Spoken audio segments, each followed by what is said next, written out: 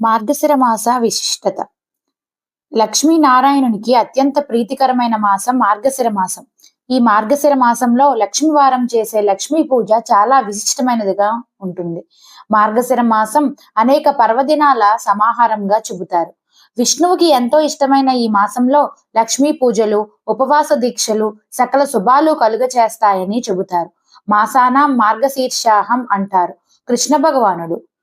మార్గశిరం అంటే మార్గాలలో శ్రేష్టమైనది, ఉపయోగకరమైనది అని అర్థం. మార్గశిర మాసంలో కార్తికేయుడు, కాలభైరవుడు, దత్తాత్రేయుడితో పాటు భగవద్గీత అవతరించిన మాసం కూడా ఇదే కావటం విశేషంగా చెబుతారు.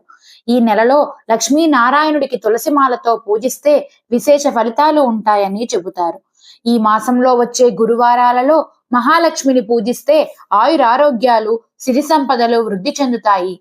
ఆధ్యాత్మికంగా, మానసికంగా ఇచ్చే శక్తి